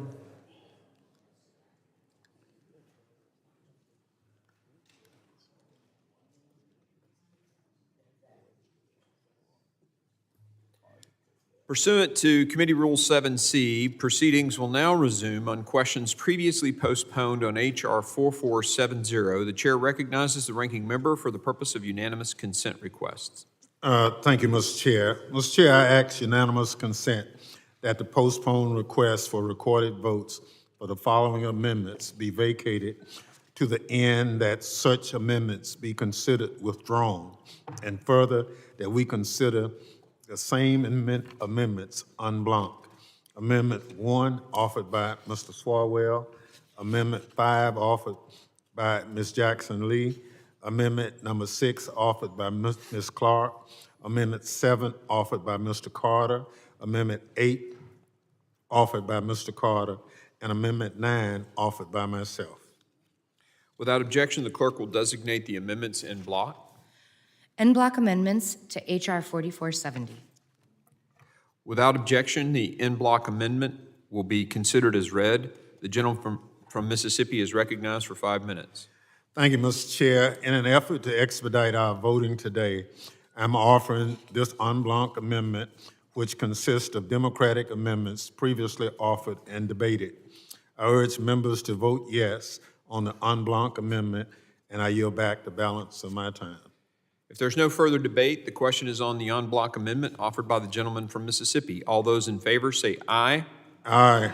All those opposed say no. No. In the opinion of the chair, the noes have it, and the amendment to the amendment in the nature of a substitute is not agreed to. Mr. Chair, I ask a recorded vote. A recorded vote is requested. The clerk will call the roll. Mr. McCall. No. Mr. McCall votes no. Mr. Higgins. No. Mr. Higgins votes no. Mr. Guest. Mr. Bishop. Mr. Jimenez. No. Mr. Jimenez votes no. Mr. Pfluger. No. Mr. Pfluger votes no. Mr. Garbarino. Mr. Garbarino votes no. Ms. Green. Ms. Green votes no. Mr. Gonzalez. Mr. Gonzalez votes no. Mr. Lalota. Mr. Lalota votes no. Mr. Ezell. Mr. Ezell votes no. Mr. D'Esposito. Mr. D'Esposito votes no. Ms. Lee. Ms. Lee votes no. Mr. Luttrell. Mr. Luttrell votes no. Mr. Strong. Mr. Strong votes no. Mr. Burkeen. Mr. Burkeen votes no. Mr. Crane. Mr. Crane votes no. Mr. Thompson. Aye. Mr. Thompson votes aye.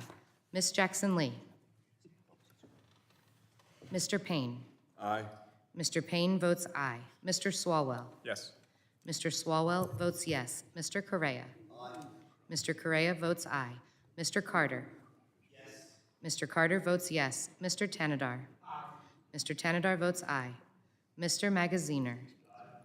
Mr. Magaziner votes aye. Mr. Ivy. Mr. Ivy votes aye. Mr. Goldman. Mr. Goldman votes aye. Mr. Garcia. Mr. Garcia votes aye. Mrs. Ramirez.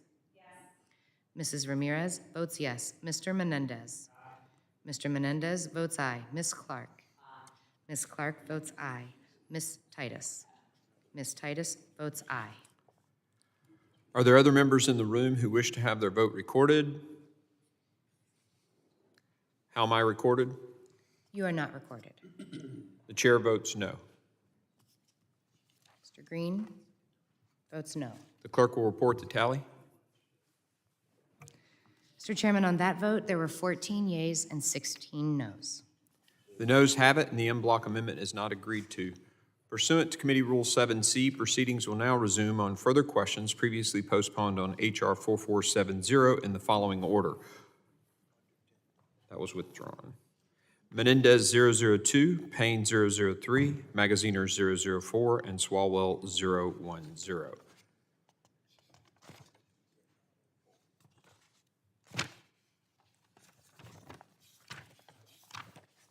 The committee postponed further proceedings on the recorded vote on Amendment 002 offered by Mr. Menendez, on which the noes had prevailed by voice vote. The question occurs on adoption of the measure. The clerk will call the roll. Mr. McCall? No. Mr. McCall votes no. Mr. Higgins? No. Mr. Higgins votes no. Mr. Guest? Mr. Bishop? Mr. Jimenez? No. Mr. Jimenez votes no. Mr. Pfluger? Mr. Pfluger votes no. Mr. Garbarino? No. Mr. Garbarino votes no. Ms. Green? Ms. Green votes no. Mr. Gonzalez? Mr. Gonzalez votes no. Mr. Lalota? Mr. Lalota votes no. Mr. Ezell? Mr. Ezell votes no. Mr. D'Esposito? Mr. D'Esposito votes no. Ms. Lee? Ms. Lee votes no. Mr. Luttrell? Mr. Luttrell votes no. Mr. Strong? Mr. Strong votes no. Mr. Burkeen? Mr. Burkeen votes no. Mr. Crane? Mr. Crane votes no. Mr. Thompson? Aye. Mr. Thompson votes aye. Ms. Jackson Lee? Mr. Payne? Aye. Mr. Payne votes aye. Mr. Swalwell? Mr. Swalwell votes yes. Mr. Correa? Mr. Correa votes aye. Mr. Carter? Mr. Carter votes aye. Mr. Tanadar? Mr. Tanadar votes aye. Mr. Magaziner?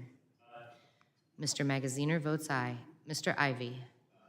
Mr. Ivy votes aye. Mr. Goldman? Mr. Goldman votes aye. Mr. Garcia? Mr. Garcia votes aye. Mrs. Ramirez? Mrs. Ramirez votes yes. Mr. Menendez? Mr. Menendez votes aye. Ms. Clark? Ms. Clark votes aye. Ms. Titus?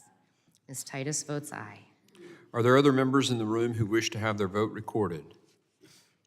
How am I recorded? Chairman is not recorded. Chair, the vote, all right, the chair votes no. Chairman Green votes no. The clerk will report the tally. Mr. Chairman, on that vote, there were 14 yeas, 16 noes.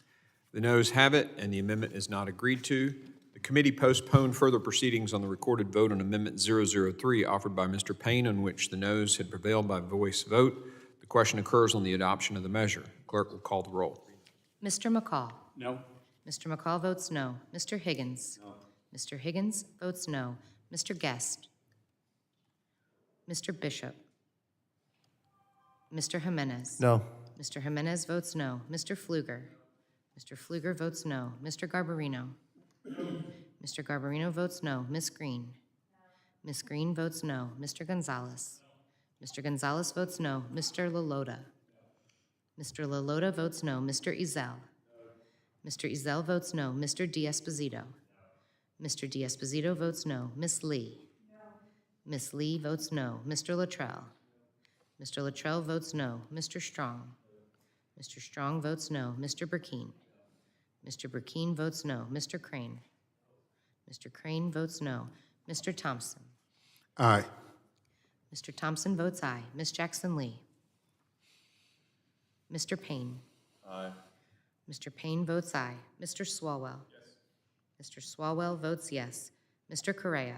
Aye. Mr. Correa votes aye. Mr. Carter? Yes. Mr. Carter votes yes. Mr. Tanadar? Aye. Mr. Tanadar votes aye. Mr. Magaziner? Aye. Mr. Magaziner votes aye. Mr. Ivy? Aye. Mr. Ivy votes aye. Mr. Goldman? Aye. Mr. Goldman votes aye. Mr. Garcia? Aye. Mr. Garcia votes aye. Mrs. Ramirez? Yes. Mrs. Ramirez votes yes. Mr. Menendez? Aye. Mr. Menendez votes aye. Ms. Clark? Aye. Ms. Clark votes aye. Ms. Titus? Ms. Titus votes aye. Are there other members in the room who wish to have their vote recorded? How am I recorded? You are not recorded. Chair votes no. Chairman Green votes no. Report the tally. Mr. Chairman, on that vote, there were 14 yeas and 16 noes. The noes have it, and the amendment is not agreed to. The committee postponed further proceedings on the recorded vote on Amendment 004 offered by Mr. Magaziner, on which the noes have prevailed by voice vote. The question occurs on adoption of the measure. The clerk will call the roll.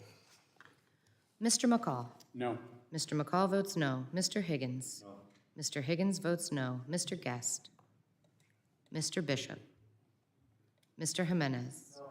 Mr. Jimenez votes no. Mr. Pfluger? No. Mr. Pfluger votes no. Mr. Garbarino? No. Mr. Garbarino votes no. Ms. Green. Ms. Green votes no. Mr. Gonzalez. Mr. Gonzalez votes no. Mr. Lalota. Mr. Lalota votes no. Mr. Ezell. Mr. Ezell votes no. Mr. D'Esposito. Mr. D'Esposito votes no. Ms. Lee. Ms. Lee votes no. Mr. Luttrell. Are there other members in the room who wish to have their vote recorded? Oh, Mr. Strong. Mr. Strong votes no. Mr. Burkeen.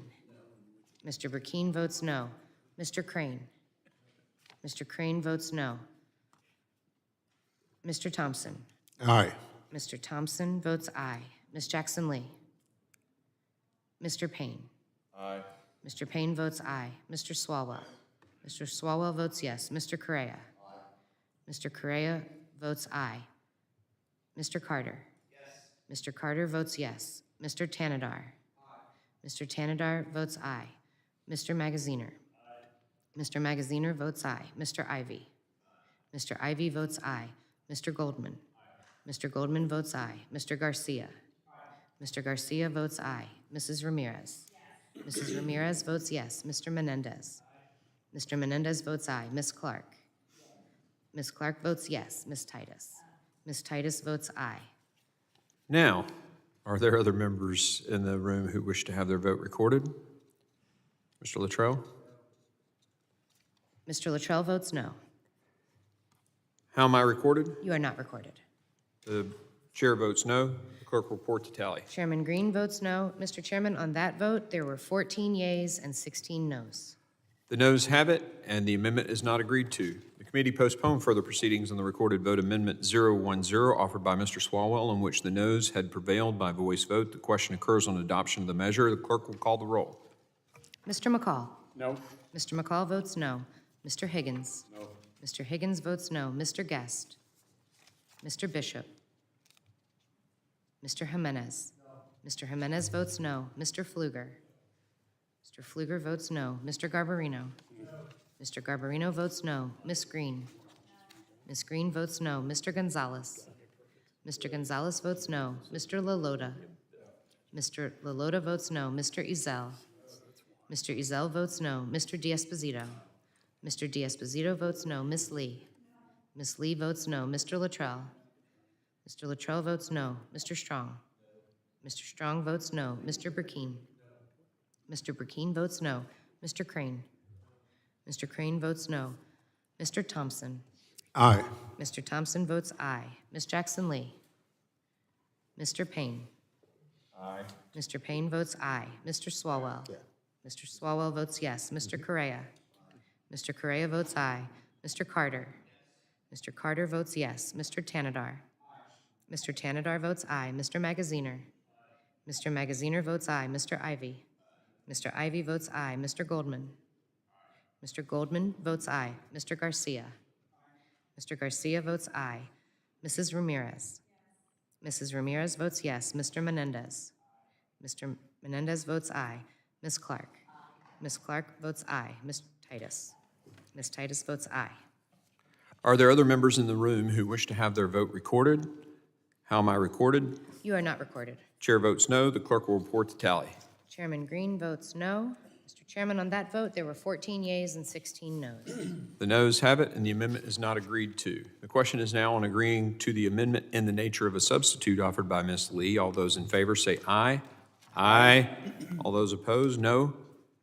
In the opinion of the chair, the ayes have it, and the amendment in the nature of a substitute is agreed to. The question now occurs on reporting the bill, H.R. 447, as amended to the House with a favorable recommendation. All those in favor say aye. Aye. Aye. All those opposed, no. In the opinion of the chair, the ayes have it, and the motion is agreed to. Mr. Chair. The gentleman from Mississippi is recognized. Recorded vote. A recorded vote has been requested. The clerk will call the roll. Mr. McCall. Aye. Mr. McCall votes aye. Mr. Higgins. Aye. Mr. Higgins votes aye. Mr. Guest. Mr. Bishop. Mr. Jimenez. Aye. Mr. Jimenez votes aye. Mr. Pfluger. Mr. Pfluger votes aye. Mr. Garbarino. Aye. Mr. Garbarino votes aye. Ms. Green. Ms. Green votes aye. Mr. Gonzalez. Mr. Gonzalez votes aye. Mr. Lalota.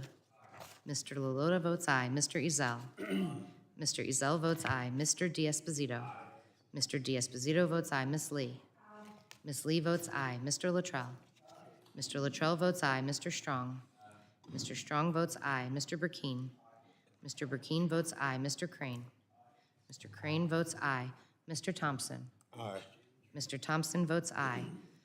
Ms. Jackson Lee. Mr. Payne. Aye. Mr. Payne votes aye. Mr. Swalwell.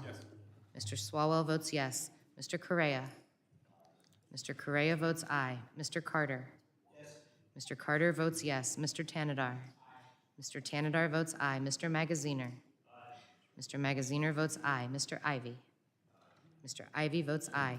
Mr. Goldman. Mr. Goldman votes aye. Mr. Garcia. Mr. Garcia votes aye. Mrs. Ramirez. Mrs. Ramirez votes yes. Mr. Menendez. Mr. Menendez votes aye. Ms. Clark. Ms. Clark votes aye. Ms. Titus. Ms. Titus votes aye. Are there other members in the room who wish to have their vote recorded? How am I recorded? You are not recorded. Chair votes aye. Chairman Green votes aye. Clerk will report the tally. Mr. Chairman, on that vote, there were 30 yeas and 0 noes. The ayes have it, and the motion is agreed to. Without objection, the motion to reconsider is laid on the table. Without objection, staff is authorized to make any required technical or conforming changes to reflect the actions of the committee. Without objection, the measures amended during today's markup will be reported to the House in the form of one amendment in the nature of a substitute for each bill. This concludes the consideration of the bills noticed by the committee today, and I want to reiterate to the entire committee the commitment to have the CFAS working group put together as quickly as possible. So if you're interested on the minority staff, please talk to the ranking member. And if you're interested on the majority side of being a part of that CFAS working group, please get me your name as soon as possible. Mr. Chairman. You're recognized. Mr. Chairman, pursuant to Clause 2L of Rule 11, I request that members have 2 calendar days to file with the clerk of the committee supplemental, additional, or minority views on the measures ordered reported by the committee today. So ordered. There being no further business, without objection, the committee stands adjourned.